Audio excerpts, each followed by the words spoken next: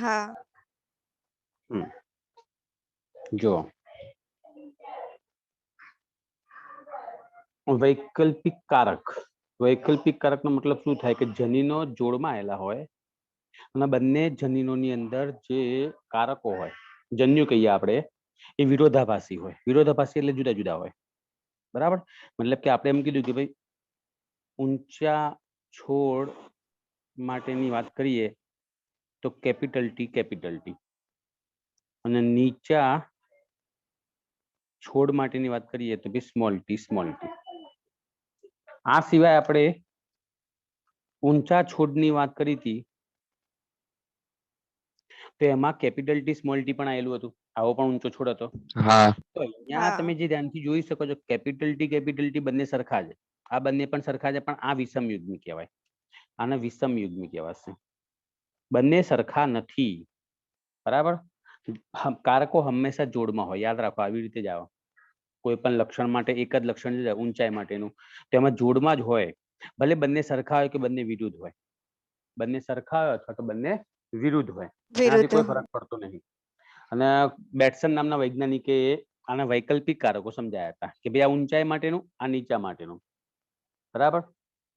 આવું બેટ્સન નામના વૈજ્ઞાનિકે કીધું હતું. અને અહીંયા જે આપણે આ લખ્યા એને કહેવાય જનીન પ્રકાર. અને જે આપણે બોલીએ છીએ કે ભાઈ આ ઊંચો છોડ, આ નીચો છોડ, આ ઊંચો છોડ, તો આને કહેવાશે સ્વરૂપ પ્રકાર. યાદ રાખજો. મેન્ડલના પ્રયોગની અંદર આપણે ભણ્યા હતા કે ભાઈ 3:1 જે છોડ હતા ઊંચા થયા હતા. બરાબર. તો આ એનો સ્વરૂપ પ્રકાર હતો. આ સ્વરૂપ પ્રકાર આપણે દેખાયા હતા કે ભાઈ 4 માંથી 3 છોડ ઊંચા અને 1 છોડ નીચો. એનો જનીન પ્રકાર શું એ તો મેન્ડલને ખબર નથી. સ્વરૂપ પ્રકાર તો દેખાય, પણ જનીન પ્રકાર કેવી રીતે દેખાય? છોકરા હોય તો કપાળમાં થોડું XY લખેલું હોય, છોકરીઓ હોય તો XX લખેલું હોય, એવું તો કઈ લખ્યું ના આવે. તો કોઈ પણના સ્વરૂપ ઉપરથી કેવી રીતે ખબર પડે કે એમાં કયું જનીન આવેલું છે? અહીંયા આપણે કીધું ઊંચો છોડ છે અને આ પણ ઊંચો છોડ છે, તો આપણને શું ખબર કે કયું એની અંદર જનીન પ્રકાર આવેલો છે? એ સમજવું પડે આપણે. બરાબર. અને એ સમજાવવા માટે પ્યુનેટ સ્ક્વેર, રોજિનાલ્ડ સી પ્યુનેટ સ્ક્વેરની મદદથી બે વૈકલ્પિક કારકોનું વિશ્લેષણ સમજાવો, અથવા તો પ્યુનેટ સ્ક્વેરની મદદથી એક સંકરણનો પ્રયોગ ફરીથી સમજાવો. બરાબર. પ્યુનેટ કોણ હતો? વૈજ્ઞાનિક હતો. બ્રિટિશ જનીનશાસ્ત્રી રોજિનાલ્ડ સી પ્યુનેટ નામનો વૈજ્ઞાનિક હતો. રોજિનાલ્ડ સી પ્યુનેટ. એના આધારે પ્યુનેટ સ્ક્વેર આપેલો હતો. એ પછી સમજીએ. પહેલા ધ્યાનથી સાંભળો. આમાંથી જે પ્રભાવી હોય એ વ્યક્ત થાય, જે પ્રચ્છન્ન હોય એ અવ્યક્ત થાય. યાદ રાખો. મતલબ કે જ્યાં સુધી કેપિટલ ટી હોય ત્યાં સુધી છોડ કેવો થવાનો? ઊંચો થવાનો છે. મતલબ કે એ પ્રભાવી કારક કહેવાય. એ પ્રભાવી કહેવાશે. જનીન પ્રભાવી છે. અને સ્મોલ ટી એની અંદર આવેલો હોય, આ સ્મોલ ટી નીચા માટે પ્રચ્છન્ન તરીકે ઓળખાશે. મતલબ કે જે પ્રચ્છન્ન હોય ને એ પ્રભાવીની હાજરીમાં વ્યક્ત ના થાય. જે પ્રચ્છન્ન હોય ને એ પ્રભાવીની હાજરીમાં વ્યક્ત ના થાય. જેમ કે કેપિટલ ટી પ્રભાવી છે અને સ્મોલ ટી પ્રચ્છન્ન છે, તો આ સ્મોલ ટી પ્રચ્છન્ન એટલા માટે છે કેમ કે આ વ્યક્ત નહીં થઈ શકતો આની હાજરીમાં. જ્યારે આ ના હોય, કેપિટલ ટી ના હોય, ત્યારે જ તમે જુઓ એ વ્યક્ત થઈ શકે છે. બરાબર. એટલે પ્રભાવી અને પ્રચ્છન્નનો મતલબ સમજી લેજો. અહીંયા આપણે ઊંચા છોડ માટે કેપિટલ ટી લઈશું અને નીચા છોડ માટે સ્મોલ ટી લઈશું. એક સંજ્ઞા લીધી એમ સમજવા માટે. મેન્ડલે આવી કોઈ સંજ્ઞા નથી લીધી. અહીંયા તો સીધું વાસ્તવિક રીતે પ્રયોગ કરેલો હતો. છોડ ઉપર જ પ્રયોગ કર્યો હતો. કોના છોડ ઉપર પ્રયોગ કર્યો હતો? વટાણાના છોડ ઉપર. સેટાઇવમ નામનો વનસ્પતિનો છોડ હતો, એની પર એમને આ પ્રયોગ કરેલો હતો વટાણાનો. તો આપણને એમ થાય કે સાલા વટાણાના છોડનો જ કેમ ઉપયોગ કર્યો? એને બીજું કઈ મળ્યું નહીં હોય વનસ્પતિ કે ભાઈ વટાણા જ ઉગતા હતા એની જોડે? તો એના કારણો છે કે ભાઈ મેન્ડલે પ્રયોગ માટે વટાણાના છોડનો જ ઉપયોગ શા માટે કર્યો? એના કારણો એમ સવાલ લખી દઉં. મેન્ડલે એના પ્રયોગમાં વટાણાના છોડનો ઉપયોગ શા માટે કર્યો? હવે એના કેટલાક કારણો. એવું નહીં કે એને વટાણા બહુ ગમતા હતા કે વટાણા બહુ ભાવતા હતા, એવું કશું હતું જ નહીં. એના કેટલાક કારણો છે. પહેલું કારણ એ છે કે વટાણાના છોડને ખુલ્લી જગ્યાએ ઉછેરવા સરળ છે. ખુલ્લી જગ્યાએ સરળતાથી ઉછેરી શકાય. બહુ કાળજી લેવાની જરૂર નહીં પડતી, એમ સરળતાથી આરામથી જાતે ઉગી નીકળતા હોય ઘણી વખતે, બરાબર. એટલા માટે. બીજું કે છોડ, વટાણાનો છોડ 1 વર્ષ આયુ છે, એટલે સમજી ગયા હશો. એક જ વર્ષ જીવે, એક જ વર્ષમાં પોતાનું જીવન ચક્ર પૂરું કરી નાખે છે. એક જ વર્ષમાં શું કરશે? એનું આખું જીવન ચક્ર પૂરું કરે. એટલે ફાયદો થઈ જાય આપણને એની અંદર, કેમ કે એક જ વર્ષની અંદર આપણે સરળતાથી એનો બધો જ અભ્યાસ કરી શકીએ. એના છોડથી માંડીને જુવેનાઇલ તબક્કો, પુખ્તતાનો તબક્કો, એની અંદર સંતતિઓ, આ બધું જ એક જ વર્ષમાં પૂરું કરી શકીએ આપણે. એટલે ફાયદો હતો આની અંદર. બીજું કે વટાણાના પુષ્પો સ્વફલન કરી શકે છે, અને આ પુષ્પોમાં સ્વફલન સરળતાથી કરાવી શકાય, એટલે ફાયદો છે આની અંદર. સ્વફલન કરાવવાથી આપણને પેઢીઓ વિશે જાણકારી મળી જશે. અને બીજું કે પરફલન પણ કરાવી શકાય છે, બંને કરાવી શકાય. સ્વફલન પણ સરળતાથી કરાવી શકાય છે, પરફલન પણ સરળતાથી કરાવી શકાય છે. એટલા માટે એમ. અને આ બંને કોઈ પણ એવું નહીં કે સ્વફલન કરાવે કે પરફલન કરાવવાથી રિઝલ્ટ શું મળે, બંનેના રિઝલ્ટ સારા મળે છે. એટલે કે બધામાં જે કૃત્રિમ આપણે ફલન કરાવડાવીએ, કૃત્રિમ ફલન, એ સફળ નીવડે છે. કોઈ પણ સ્વફલન કરાવવા કૃત્રિમ રીતે, પછી પરફલન કરાવવા કૃત્રિમ રીતે, બધામાં આપણને સંતતિ ઉત્પન્ન થાય છે, એટલે ફાયદો થાય છે. સૌથી મહત્વની વસ્તુ એની સંકર જાત કહીએ. સંકર જાત ફળદ્રુપ છે. ફળદ્રુપનો મતલબ શું થાય? નવી વનસ્પતિમાંથી ઉત્પન્ન થઈ શકે છે. બાકી ઓલવેઝ સંકર જાત વંધ્ય હોય, પણ આની સંકર જાતો ફળદ્રુપ છે. મોટા પ્રમાણમાં સંતતિ ઉત્પન્ન કરે છે, એટલે કે મોટા પ્રમાણમાં બીજ ઉત્પન્ન કરે છે. એટલે વધુના વધુ સંતતિઓનો અભ્યાસ કરી શકાય છે આપણને, બરાબર. અને લક્ષણોમાં પણ વૈવિધ્ય જોવા મળે છે. લક્ષણોમાં વૈવિધ્ય જોવા મળે છે, મતલબ કે એના રંગની બાબતમાં, કાં તો એના આકારની બાબતમાં, એની ઊંચાઈની બાબતમાં, આમ ઘણી બધી વૈવિધ્યતા જોવા મળે છે. માટે એને સ્પેશિયલ વટાણાના છોડની જ પસંદગી કરી હતી. આ બધા કારણો છે કે મેન્ડલે વટાણાના છોડનો કેમ ઉપયોગ કર્યો, તો આનું કારણ આ આવ્યું. આપણે સમજી ગયા? આપણે તો 1 વર્ષ આવ્યું કીધું ને, પણ ખરેખર તો હું તો તમને કહી દઉં કે 2 થી 3 મહિનામાં તમારું જીવન ચક્ર પતી જાય, એટલે વધુમાં વધુ પેઢીઓનો આપણે અભ્યાસ કરી શકીએ એમ. 2 થી 3 મહિના જ આની અંદર આવે છે, ભલે વર્ષ લગતા હોય આપણને. ઓકે, ચલો આગળ વધીએ પાછા આપણે. હવે આ જે જોડમાં આવેલા જનીનો આવેલા હશે, જેમ કે capital T, capital T, capital T, small T, small T, small T, એ બધા યાદચ્છિક રીતે, એટલે કે રેન્ડમલી, યાદચ્છિકનો મતલબ રેન્ડમલી વિશ્લેષણ પામે છે. કોઈ પણ એક કારક કોઈ પણ એક જન્યુમાં દાખલ થઈ શકે છે એની જાતે જ. આપણે કઈ એને છૂટા નહીં પાડવા પડતા એમ. કોણ છૂટું પડશે, કોણ સમજ જશે, એ બધું એની જાતે નક્કી થાય, ઓટોમેટિક થતી ક્રિયા હોય, એમાં આપણે કોઈ ભાગ ભજવવાનો નહીં હોતો, બરાબર. હા, તો હવે રિજિનલ શિપ યુનિટનો કેટલો મહત્વનો ટોપિક ભણીશું. સાંભળો મારી વાત પહેલા. કાલે મેં પેલું એક સંકરણનો પ્રયોગ તો મોકલ્યો હતો, બરાબર?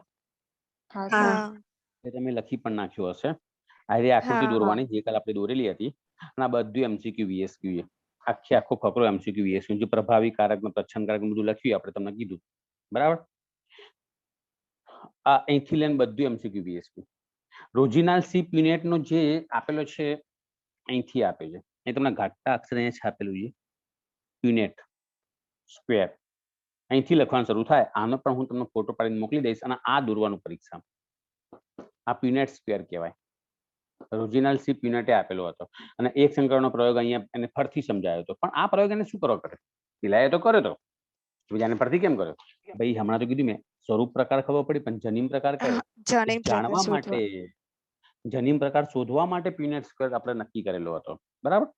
ચલો યુનિટ સ્ક્વેર ભણીએ. કઈ રીતે દોરવાનું છે, લખવાનું સહેલું છે. સ્ક્વેર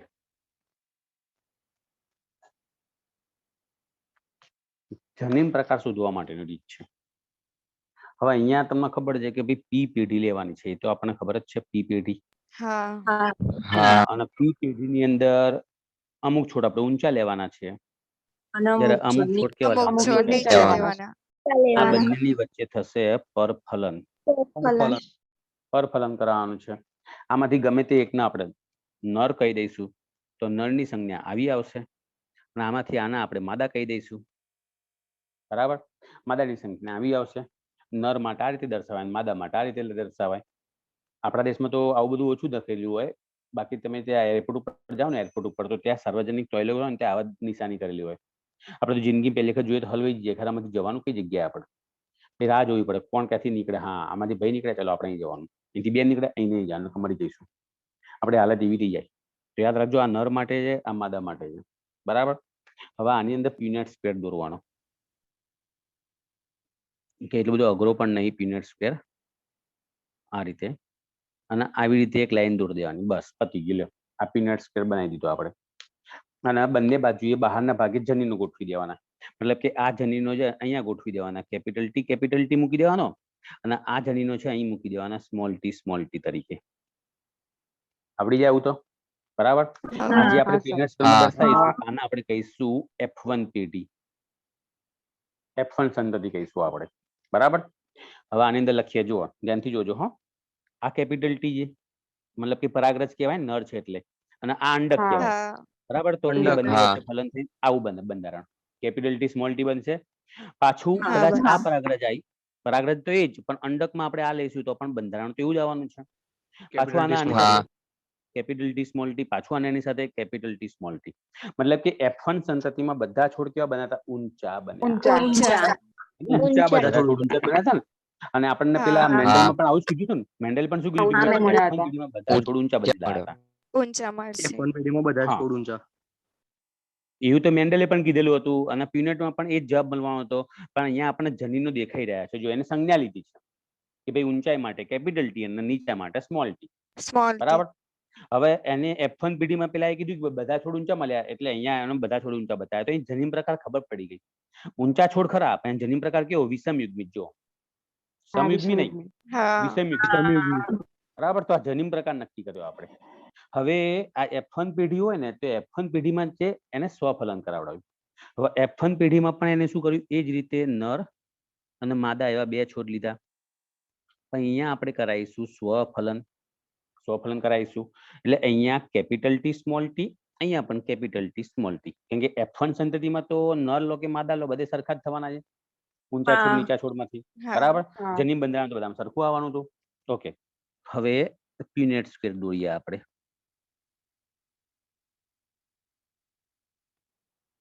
આ રીતે અહીંયા વચ્ચે એક લાઈન દોરી દેવાની, એક લાઈન અહીં દોરી દેવાની, એટલે 4 ખાના બની ગયા આપણા. બરાબર. હવે આપણે જન્યુ ગોઠવી દઈએ. જન્યુ ગોઠવવા માટે ખબર છે આપણને કે કઈ રીતે ગોઠવવાના છે? કેપિટલ ટી એક્સ અને અહીંયા સ્મોલ ટી, પાછું કેપિટલ ટી અને અહીંયા પાછું સ્મોલ ટી. ગોઠવી દે જન્યુઓ. આ જન્યુને અહીં ગોઠવી દઈશું, આ જન્યુને અહીં ગોઠવી દઈશું.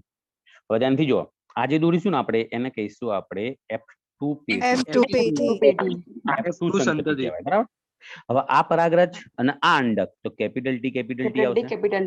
હવે આ પરાગરજ અને આ અંડક, કેપિટલ ટી સ્મોલ ટી. એ જ રીતે અહીંયા પણ કેપિટલ ટી સ્મોલ ટી અને બંને સ્મોલ ટી સ્મોલ ટી. ખબર પડે? હા, પડી. હવે સાંભળો, ધ્યાનથી સાંભળો. જો, આ છોડ ઊંચો હતો, આ છોડ ઊંચો હતો, આ છોડ ઊંચો. 4 છોડ છે ને, 4 માંથી 3 છોડ ઊંચા આયા. 4 માંથી 3 છોડ કેવા થયા? ઊંચા બન્યા અને એક નીચો બન્યો. મતલબ એનું સ્વરૂપ પ્રકાર તો આવ્યું 3:1. 3:1. હા, સ્વરૂપ પ્રકાર તો 3:1 આવ્યું ને. પણ ધ્યાનથી સાંભળો, એનો જનીન પ્રકાર જે કહીએ ને આપણે, જનીન પ્રકાર ઉપર હું નવું કીધ લેલું.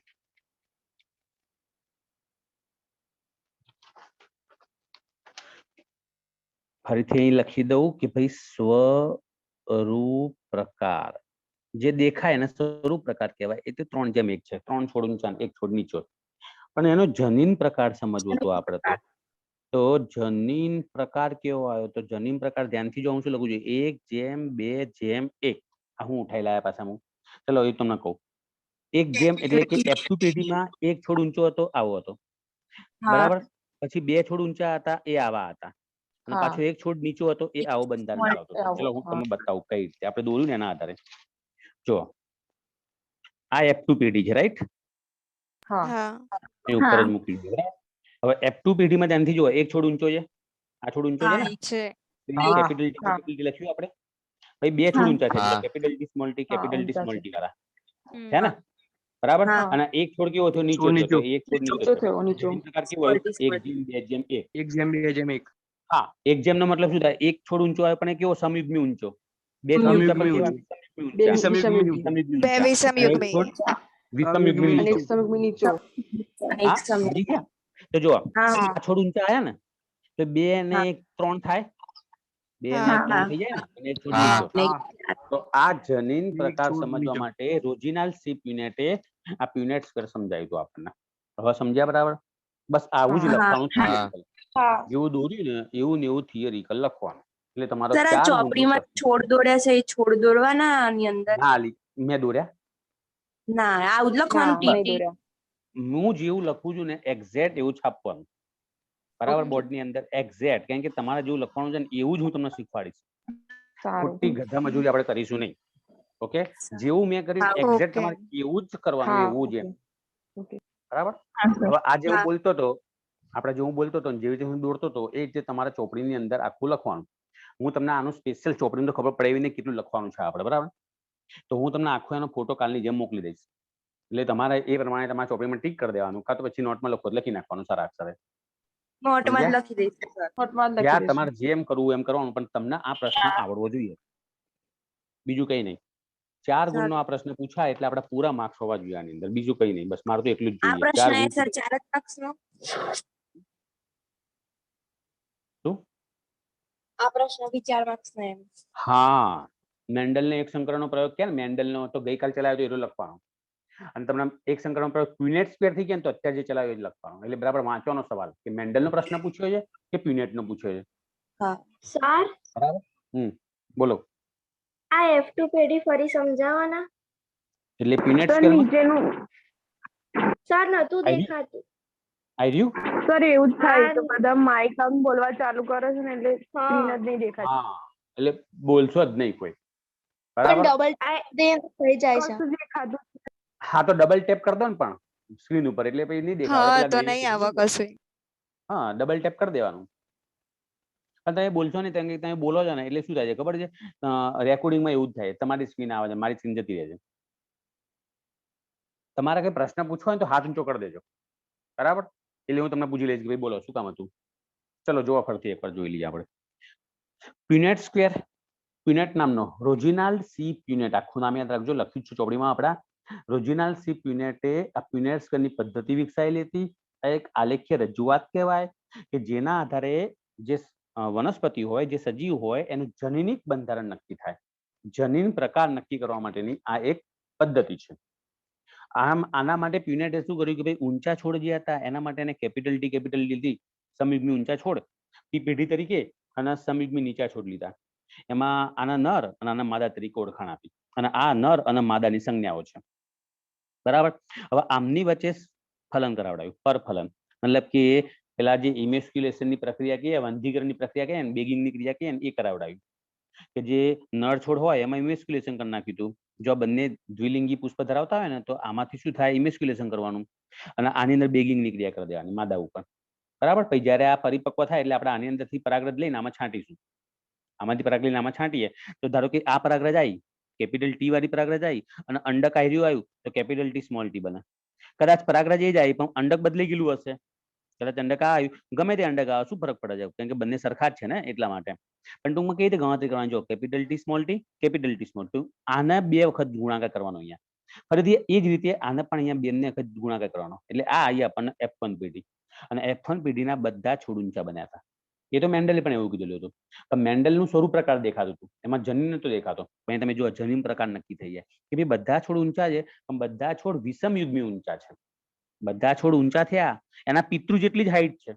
જેટલી એની પિતૃની હાઈટ હતી ને, જેટલી પિતૃની હાઈટ છે એટલી જ હાઈટ છે. ફરક એટલો છે કે એના પિતૃ સમયુગ્મી ઊંચા હતા અને એની F1 સંતતિ, આમાંથી ઉત્પન્ન થયેલી F1 સંતતિ વિષમયુગ્મી ઊંચી હતી. હવે એને શું કર્યું કે આ જે F1 પેઢી હતી એ F1 પેઢીમાં સ્વફલન કરાવડાવ્યું. એટલે કે એક છોડને નર તરીકે લીધો અને એક છોડને માદા તરીકે લઈ લીધો. બરાબર? અને એમની વચ્ચે સ્વફલન કરાવડાવ્યું. તો આના જન્યુ છે કેપિટલ ટી સ્મોલ ટી, આના પણ જન્યુ કેપિટલ ટી અને સ્મોલ ટી જ આવે. હવે આ પરાગરજથી આ અંડકનું ફલન થાય તો કેપિટલ ટી આવશે અહીંયા. કેપિટલ ટી ગોઠવાશે. પાછું આ પરાગરજથી કદાચ આ અંડક આવ્યું તો કેપિટલ ટી સ્મોલ ટી આવશે. એ જ રીતે હવે આ બંનેનો ગુણાકાર કરવાનો. આ બંને કેપિટલ ટી સ્મોલ ટી. પછી આ પતી ગયું એટલે હવે આ બે લેવાના, સ્મોલ ટી સ્મોલ ટી. હવે તમે ધ્યાનથી જુઓ, જે આપણને F2 પેઢીમાં મેન્ડલે કીધું હતું એવું જ દેખાય છે કે ભાઈ 3 છોડ ઊંચા હતા અને 1 છોડ નીચો છે. એટલે સ્વરૂપ પ્રકાર તો આવ્યો 3:1. 4 માંથી 3 છોડ ઊંચા અને 1 છોડ નીચો. પણ જનીન પ્રકાર શું? તો જનીન પ્રકારમાં તમે અહીં લખ્યું જો આપણે 1:2:1. જનીન પ્રકાર 1:2:1 છે. મતલબ એવો થાય કે ભાઈ 1 છોડ ઊંચો જે સમયુગ્મી ઊંચો કહેવાય, 2 છોડ વિષમયુગ્મી ઊંચા કેપિટલ ટી સ્મોલ ટી વાળો અને 1 છોડ સમયુગ્મી નીચો. એટલે 3 છોડ ઊંચા થયા ને, પણ 1 સમયુગ્મી 2 વિષમયુગ્મી, એટલે 2 ને 1 3 છોડ ઊંચા અને 1 નીચો. આ જનીન પ્રકાર 1:2:1 વાળો. બરાબર. બસ આટલું કરવા માટે એને આ પીનેટ સ્ક્વેર આપેલો હતો. ટૂંકમાં યાદ રાખી દો, મગજમાં ઘુસાડી દો કે પીનેટ સ્ક્વેર થી ફક્ત જનીન પ્રકાર નક્કી કરી શકાય. બરાબર.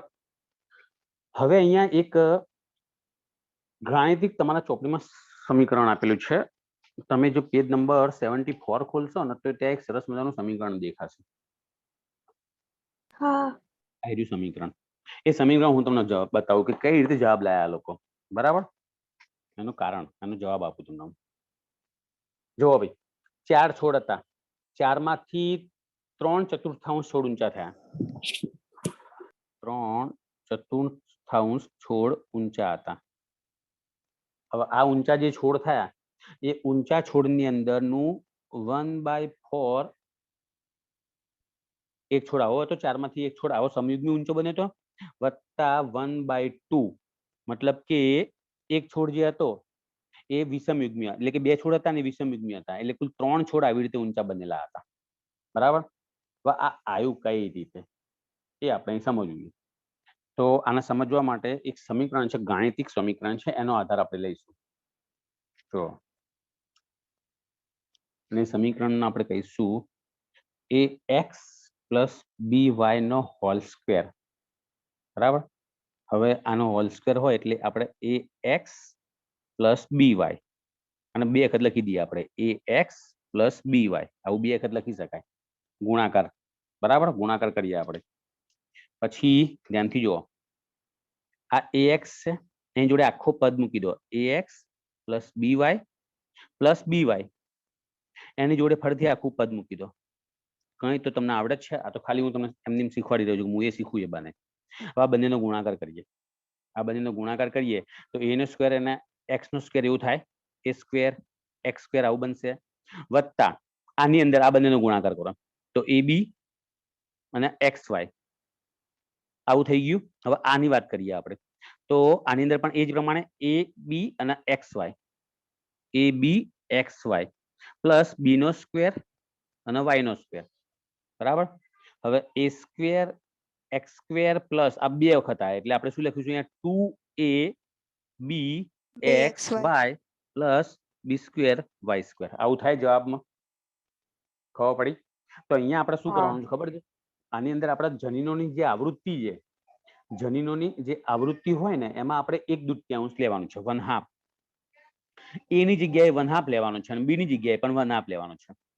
બરાબર. x ની જગ્યાએ આપણે કેપિટલ ટી અને b ની જગ્યાએ સ્મોલ ટી લેવાના છે. જો a બરાબર 1/2, b બરાબર પણ 1/2 લઈશું, x બરાબર કેપિટલ ટી અને b બરાબર સ્મોલ ટી.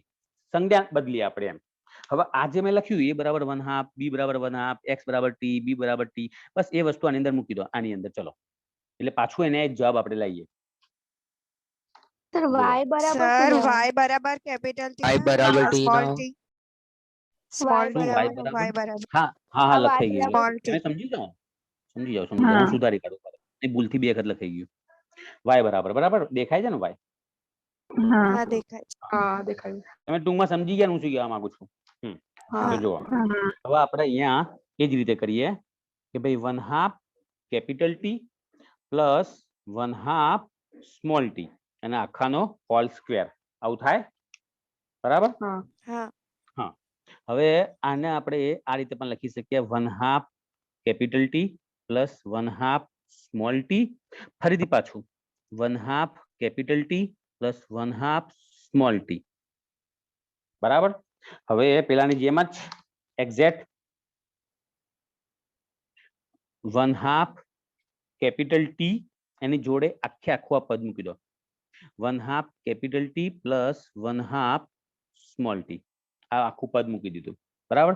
પ્લસ પ્લસ આવ્યું 1/2 સ્મોલ ટી અને એની જોડે આખો પેલો પદ પાછું બીજું ફરીથી મૂકી દો જે આપણે આગળ લખ્યું હતું એ રહ્યું 1/2 capital T plus 1/2 small T. ધ્યાનથી જોતા જજો ક્યાંક ભૂલ નહીં કરતો ને હું, કેમ કે તમે મારા કરતા વધારે હોશિયાર છો.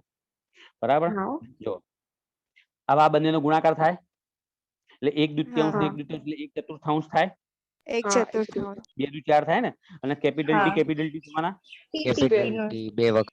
ટી આ બંનેનો ગુણાકાર કરીએ આપણે તો 1/4 કહેવાય ને, અને કેપિટલ ટી સ્મોલ ટી ના ખબર તો પૂછી લેજો કે કઈ રીતે જવાબ લઈએ છીએ આપણે. આનું મેં સાદુરૂપ આપી દીધું. હવે આ બંનેનું સાદુરૂપ આપીએ આપણે. એટલે 1/4 પાછું આપણે શું કરીશું plus 1/4 capital T small T આ બંનેની અંદર પ્લસ 1/4 સ્મોલ ટી. હા, એટલે ટી નો સ્ક્વેર મેં લખી દીધો. અહીંયા પણ ટી નો સ્ક્વેર લખી દીધો તો ચાલે, વાંધો નહીં. ચલો 1/4 ટી સ્ક્વેર એવું જ લખાય ને, પ્લસ હવે તમે ધ્યાન જો આ 2 વખત આયા, 2 વખત આયા એટલે આપણે શું કરીશું 2/4 કેપિટલ ટી સ્મોલ ટી આવું થઈ જશે પ્લસ 1/4 ટી નો સ્ક્વેર. હવે અહીંયા છેદ ઉડવાનો, છેદ ઉડે ને અહીંયા, તો 1/4 ટી નો square plus 1/2 capital T small T plus 1/4 T નો સ્ક્વેર. સમજણ પડી ગઈ? તમારા ચોપડીમાં જવાબ જો 1/4 capital T 1/2 capital T small T 1/4 small T. આવી ગયો જવાબ? બોલો આવડશે? તો અહીંયા શું કહેવા માંગે છે? અહીંયા એવું કહેવા માંગે કે એક છોડ, જો 4 માંથી એક છોડ સમયુગ્મી ઊંચો, કેપિટલ ટી સમયુગ્મી કહેવાય ને, પછી 4 માંથી 2 છોડ, 4 માંથી 2 છોડ વિષમયુગ્મી ઊંચા અને 4 માંથી 1 છોડ નીચો, સમયુગ્મી નીચો. આ રોજિનલ સી પ્યુનેટ નો જે સ્ક્વેર હતો ને એના ગાણિતિક સ્વરૂપે દર્શાવ્યું. જે જવાબ લાવ્યો ને જનનિક રીતે એનું ગાણિતિક સ્વરૂપ છે. આવું કશું પૂછવા નહીં આ લોકો, પણ આ તો તમને ચોપડીમાં આપ્યું એટલે મારે તમને સમજાવવું ફરજિયાત હતું. બરાબર? તો આ કઈ રીતે આવ્યું એ મેં આખું તમને સમજાવ્યું. પહેલા એમની મેં કીધું, આખું સાદુરૂપ આપી દીધું અને એમાં ખાલી આપણે આ કિંમતો મૂકી દીધી અને ફરીથી સાદુરૂપ આપ્યું તો તમારા ચોપડીનો જવાબ આવી ગયો. બોલો આવડશે આવું? તો સર ક્યાં સુધી લખવાનું આ? અહીં સુધી લખવાનું, અહીં સુધી. આવું બધું નહીં લખવાનું, પણ ડાયરેક્ટ તમે આ લખી શકો છો. અને ડાયરેક્ટ તમારા ચોપડીમાં આપ્યું એવું પણ તમે લખી શકો છો. તમે આવી રીતે આટલું લાંબુ સાદુરૂપ ના આપવું હોય તો ચાલશે, તમે ડાયરેક્ટ આ જવાબ પણ લખી શકો છો. બરાબર? સર છેલ્લું ગાણિતિક પદ તમે બોલ્યા એ બોલજો ફરીથી એકવાર. કયું આવ્યું? હા, એ છેલ્લું બોલ્યા તો. આમાં 4 માંથી એક છોડ સમયુગ્મી ઊંચો, 4 માંથી 4 છોડ હતા, 4 માંથી એક જ છોડ મળ્યો ને આપણને, સમયુગ્મી ઊંચો કહેવાય. પછી 4 માંથી 2 છોડ વિષમયુગ્મી ઊંચા, 2 છોડ વિષમયુગ્મી ઊંચા. અહીંયા લખ્યું જો 4 માંથી 2 છોડ વિષમયુગ્મી ઊંચા કહેવાય. આ તો આપણે સાદુરૂપ આપ્યું એટલે 1/2 થઈ ગયો, અડધા થઈ ગયા હતા. બરાબર? અને 4 માંથી એક છોડ સમયુગ્મી નીચો. પડી ગઈ. સમજ્યા? હા. હવે ચલો આ તો ખબર પડી ગઈ કે ભાઈ કોઈ પણ વનસ્પતિ હોય અને એની અંદર સ્વરૂપ પ્રકાર હોય, એનું જનીન પ્રકાર જાણવો હોય તો પ્યુનેટ સ્ક્વેરથી જાણી શકાય. પણ કેટલીક વાર એવું પણ બનતું હોય છે કે કોઈ આપણે અજ્ઞાત વનસ્પતિ આપી દીધી અને કહી દીધું કે આનો જનીન પ્રકાર કયો, તો એ રીતે જાણવું આપણને કદાચ ઉભા રહું તમને કહું સમજાવું બરાબર. કદાચ વિડીયો કટ થઈ જાય તો ફરીથી જોઈન થઈ જજો, થોડીક વારમાં લિંક આવી જશે. આવું મારે કેવું પડે ને કે પાછા અમુક લોકો તો પાસે કે નહીં આવો. 54 જણા બેઠા છે, વેરી ગુડ. ચલો બધા હાજર થતા રહેજો આ ચેપ્ટરોની અંદર, તમે જોઈ શકો છો કેવું ખતરનાક છે. ઓકે, હું એમ કહેવા માંગતો હતો કે સાંભળો, એક પુષ્પ છે, પુષ્પ, અને આ પુષ્પ છે જાંબલી રંગનું. બરાબર? હવે મારા આનો જનીન પ્રકાર સમજવો છે કે ભાઈ ખાલી જગ્યા જનીન પ્રકાર કયો. હવે એ તો શું ખબર પડે આપણને કે ભાઈ આ પુષ્પનો જનીન પ્રકાર કયો હશે? તેને જાણવા માટેની જે રીત છે એને કહેવાય કસોટી સંકરણ. સંકરણ યાદ રાખો. કસોટી સંકરણ શું છે? તો કસોટી સંકરણ જે હશે ને એ અજ્ઞાત જે કોઈ વનસ્પતિ હોય, પુષ્પ હોય, ફળ હોય, બીજ હોય, આકાર હોય, સિંગ હોય, ગમે તે, તો એનો જનીન પ્રકાર જાણવા માટેની રીત છે કસોટી સંકરણ. કેવી રીતે જાણી શકાય? આપણે અત્યારે એક સંકરણ ભણ્યા, મેન્ડલનો એક પ્રયોગ ભણ્યા ને, એક સંકરણનો પ્રયોગ. તો આપણે અહીંયા હા એક કસોટી સંકરણ ભણીશું. એક સંકરણ કસોટી સંકરણ ભણીશું. મતલબ એક લક્ષણ માટેનું કસોટી સંકરણ. એમ એક લક્ષણ માટેનું કસોટી સંકરણ. આવી રીતે દ્વિલક્ષણ માટેનું પણ કસોટી સંકરણ આવવાનું, ત્રિલક્ષણ માટેનું પણ કસોટી સંકરણ, બધા સરખા હોય. આ આવડી જાય, બાકી બધું આવડશે. એક લક્ષણ માટેનું કસોટી સંકરણ કઈ રીતે કરવું? તો એના માટે હું તમને એક ઉદાહરણ આપું છું. જે આપણે ચોપડીમાં આપ્યું છે એવું જ ઉદાહરણ તમને આપવાનું છું. Page number 75. એમાં એક આકૃતિ દોરી. જો કસોટી સંકરણનું રેખાંકિત નિરૂપણ આપણે એ સમજવાના છીએ. એનું લખાણ 74 ઉપર છે. એનું લખાણ અહીંયા આપ્યું છે. બોગસ. અહીં લખ્યું જો કસોટી સંકરણ ટેસ્ટ ક્રોસ ભંગાર લખ્યું છે એને, અને અહીંયા એની આકૃતિ આપી. હું તમને આ આકૃતિ સમજાવવા માંગુ છું. સાંભળો. આ પુષ્પ દેખાય જાંબલી રંગનું. જો એને તો રંગે પૂરો મારા બેટા હે ને. આપણે જાંબલી રંગ લખવાનો, દોરવાનું આવે ને ત્યારે જાંબલી લખીશું આપણે. તો આ જે છે ઉપર પ્રશ્નાર્થ કર્યું છે. આનો જનીન પ્રકાર શું? અજ્ઞાત જનીન પ્રકાર. એમ સ્વરૂપ પ્રકાર દેખાય છે જાંબલી, સ્વરૂપ પ્રકાર જાંબલી, પણ જનીન પ્રકાર શું? જાંબલી તો બરાબર, પણ સ્વરૂપ પ્રકાર શું? તો એના માટે આપણે શું કરીશું? જે આ જાંબલી રંગનું પુષ્પ છે એને સફેદ રંગના પુષ્પ સાથે ફલન કરાવડાવીશું.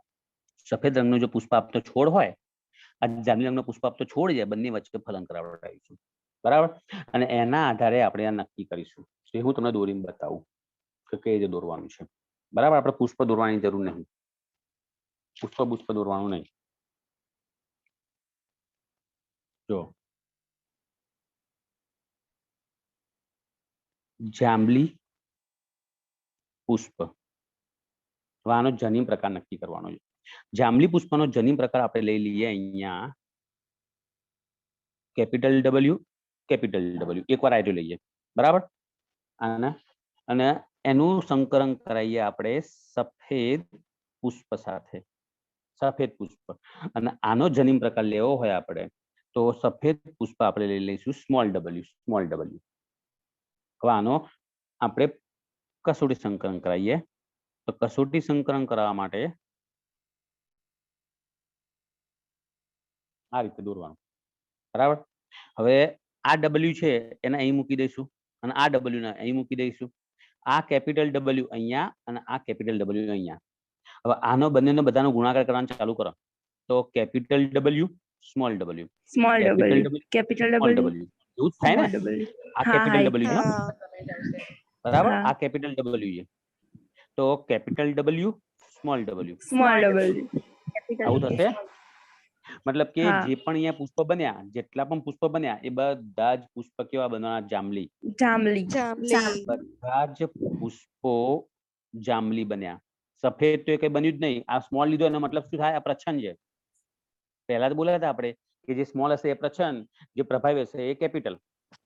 અને પેલા આપણે કીધું કેપિટલ ટી પ્રભાવી હતો, માટે ઊંચાઈ માટેનો હતો, અને સ્મોલ ટી આપણે લીધો નીચા માટેનો હતો, જે પ્રચ્છન્ન હતો. સફેદ પુષ્પ કેવું છે? સફેદ પુષ્પ કેવું છે? પ્રચ્છન્ન છે. આ કેવું છે? જાંબલી પ્રભાવી છે. તો જાંબલી પ્રભાવી હોય તો બધામાં કેપિટલ ટી, કેપિટલ ડબલ્યુ આપી દો. માટે બધા જ પુષ્પ કેવા થવાના? જાંબલી રંગના બનવાના. બરાબર. આના ઉપરથી એ સાબિત થાય કે જે અજ્ઞાત પુષ્પ છે, આ જે અજ્ઞાત પુષ્પ છે એ કેવું હશે? એનો જનીન પ્રકાર કેવો હશે? Capital W, capital W, capital W. જો આપણે અજ્ઞાત પુષ્પ એટલે કે જાંબલી પુષ્પ જે છે એ જાંબલી પુષ્પના આપણે વિષમયુગ્મી આવી લઈ લઈએ. વિષમયુગ્મી. બરાબર. અને ફરીથી એનું પાછું શું કરીશું?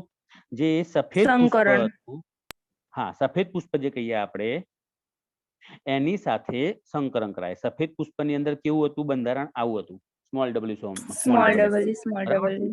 હવે એમની વચ્ચે કસોટી સંકરણ કરાવીએ. તો જો આ સફેદ પુષ્પના જન્યો અહીં મૂકી દઈએ, સ્મોલ ડબલ્યુ, સ્મોલ ડબલ્યુ. આના જનીનો અહીં મૂકી દઈએ, કેપિટલ ડબલ્યુ, સ્મોલ ડબલ્યુ. બરાબર. હવે આ બંનેનો ગુણાકાર થાય તો કેપિટલ ડબલ્યુ, સ્મોલ ડબલ્યુ.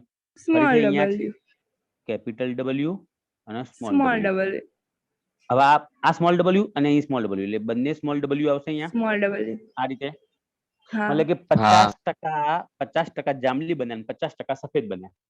50% જાંબલી બન્યા અને 50% સફેદ બન્યા. આની ઉપરથી નક્કી થયું કે જે અજ્ઞાત પુષ્પ હશે એ કાં તો કેવું હશે? આવો જનીન પ્રકાર ધરાવતો હશે. એક કેપિટલ અને એક સ્મોલ. એક કેપિટલ અને એક સ્મોલ. કેમ કે જો અજ્ઞાત પુષ્પ કેપિટલ હોય બંને સમયુગ્મી પ્રભાવીઓ આને કહેવાય સમયુગ્મી અને આના કહેવાશે વિષમયુગ્મી. વિષમયુગ્મી. એવું કહેવાય ને, વિષમયુગ્મી કહેવાય ને. તો કસોટી હા. સંકરણના આધારે આપણે પુષ્પનો પ્રકાર જાણી શકીશું. બરાબર, સોરી, જનીન પ્રકાર જાણી શકીશું. પુષ્પનો પ્રકાર નહીં, પુષ્પનો જનીન પ્રકાર. કાં તો એક આવું હશે, કાં તો એક એવું હશે, આવું હશે. બરાબર. હવે આપણને એક્ઝેક્ટ પૂછવું હોય કે ભાઈ એક્ઝેક્ટ જનીન પ્રકાર કયો આવતો હશે, તો એક્ઝેક્ટ જનીન પ્રકાર આવ્યો આવતો હશે. જો 50% આપણને આવા મળ્યા અને 50% આવા મળ્યા, 50% જાંબલી, 50% સફેદ છે, મતલબ કે અજ્ઞાત પુષ્પ છે ને એ વિષમયુગ્મી છે. 50% 50% મળે, 1:1 નું પરિણામ કહેવાય. 1:1 કહેવાય. 4 માંથી 2 જાંબલી, 4 માંથી 2 સફેદ, તો 1:1 કહેવાય ને. 50% 50% ના થયું. મારી વાત સાંભળો કાન ખોલીને. કસોટી સંકરણનું જે જનીન પ્રકાર હોય 1:1 જ આવે. કસોટી સંકરણનો જનીન પ્રકાર ઓલવેઝ 1:1 જ આવે. 50% 50% જ હોય. બરાબર. તો બસ આવું લખવાનું. આનો પણ હું ફોટો મોકલી દઈશ તમને કે કેવી રીતે લખવાનું છે તમારે. ચોપડીમાં તો કઈ ખબર પડે એવી છે નહીં. બરાબર, એટલા માટે. સર, ચલો, આ ક્વેશ્ચન 4 માર્ક્સ નો, આ પ્રશ્ન 4 માર્ક્સ નો. ના ના, તો આ એક માર્ક્સ નો નહીં. એમસીક્યુ. એમસીક્યુ બેસ. એટલે આમાં 4 માર્ક્સના પ્રશ્નો તો તમે જોવા પાછળ ટોટિંગ આવે છે, ભૂકા બોલાઈ દેવા પ્રશ્નો આવે છે. ચલો આપણે પેલો છોડથી લઈએ, આપણે મેન્ડલ વાળો પ્રયોગ લઈએ કે કેપિટલ ટી અને સ્મોલ ટી આ ઊંચો છોડ છે, રાઈટ?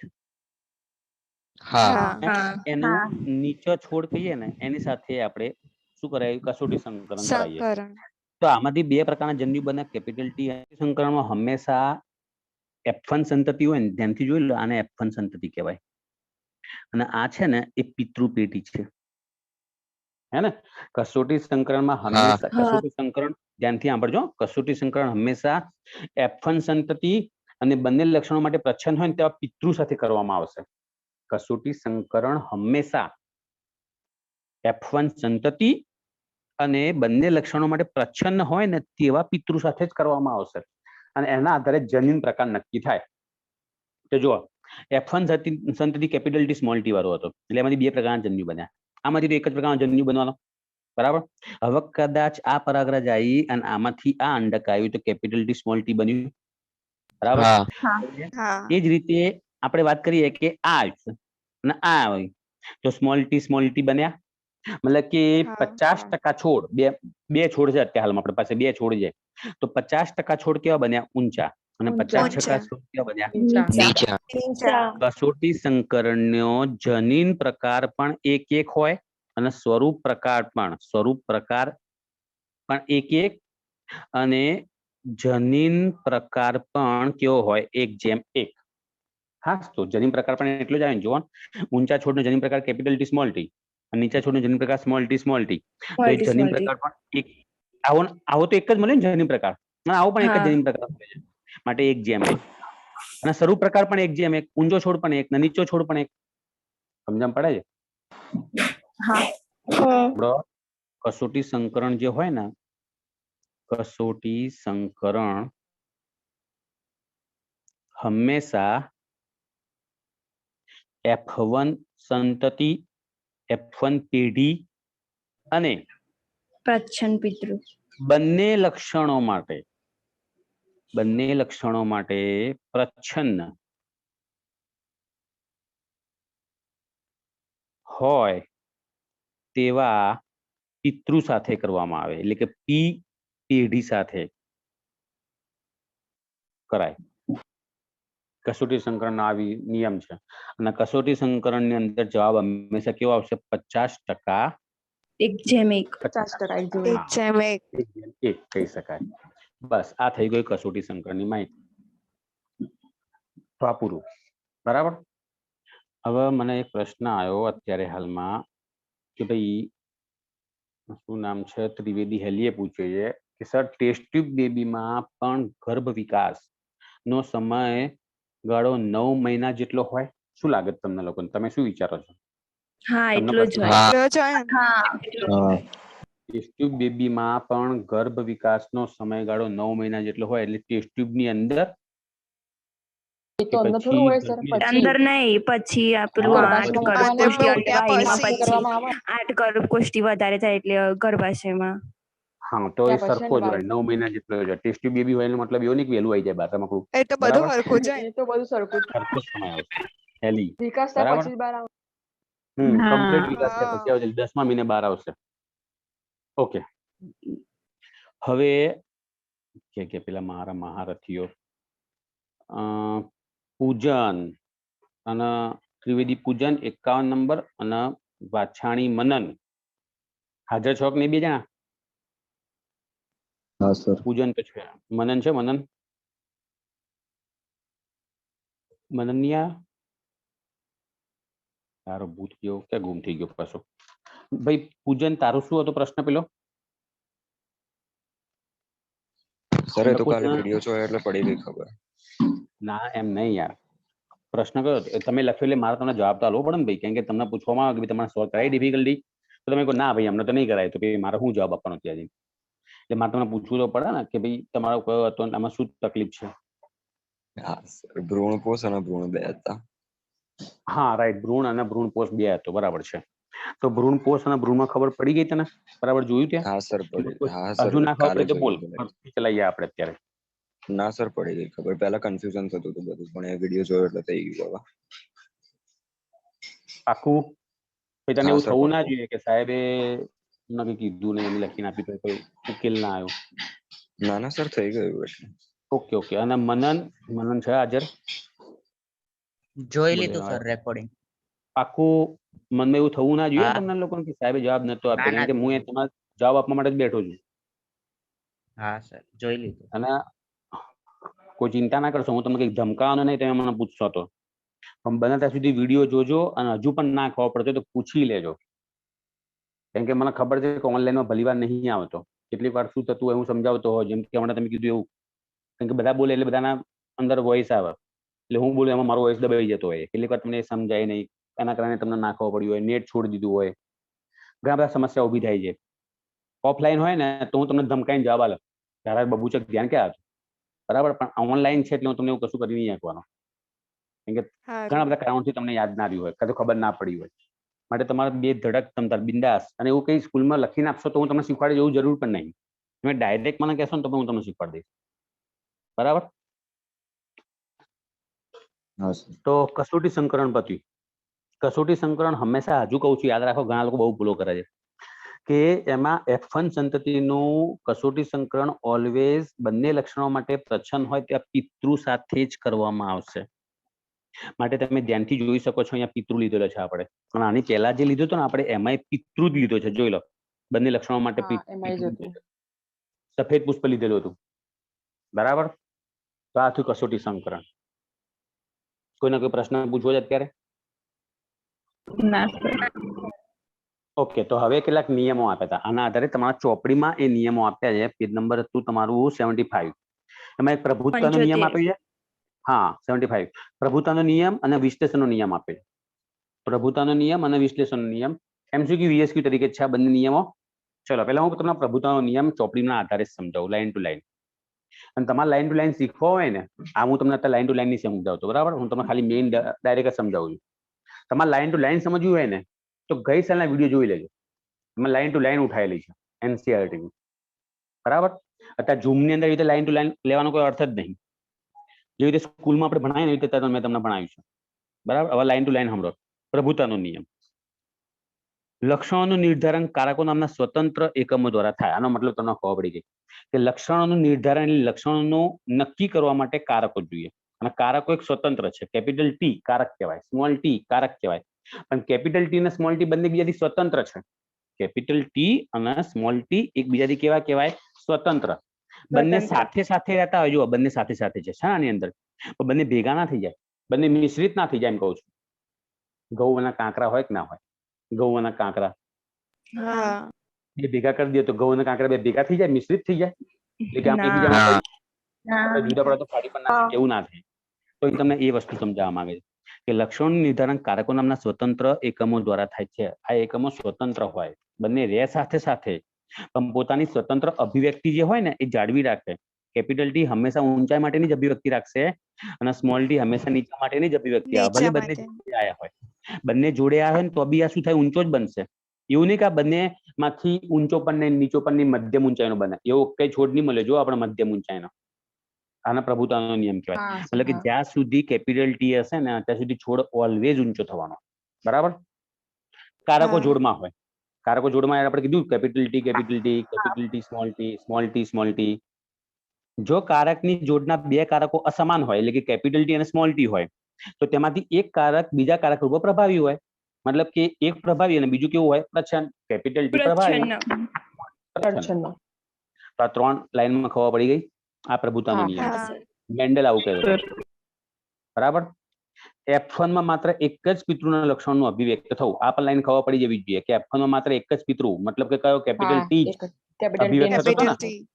હા, તો બધા છોડ ઊંચા થયા હતા ને F1 માં. તો જ્યારે F2 માં બંને પિતૃના લક્ષણોનો અભિવ્યક્ત થાય છે, મતલબ કે 3 છોડ ઊંચા ને એક છોડ કેવો થયો તો નીચો. હે ને? માટે F2 માં બંને પિતૃ આયા હતા, ઊંચો પણ આયા, નીચો પણ આયા. હા, તો F2 માં 3 જેમ 1 નું પ્રમાણ કેવી રીતે પ્રાપ્ત થાય એ પણ સ્પષ્ટ સમજાવી શકાય છે પ્રભુતાના નિયમના આધારે કે ભાઈ 3 જે છોડ ઊંચા થયા હતા એ 3 છોડની અંદર કેપિટલ ટી આવેલો હતો, માટે 3 છોડ ઊંચા થયા હતા. અને જે છોડ નીચો થયો હતો એમાં કેપિટલ ટી નતો, માટે છોડ નીચો થયો હતો. બોલો, ખબર પડી ગઈ? તો આ થઈ ગયો પ્રભુતાનો નિયમ. સમજ્યા? હવે વિશ્લેષણનો નિયમ આપે.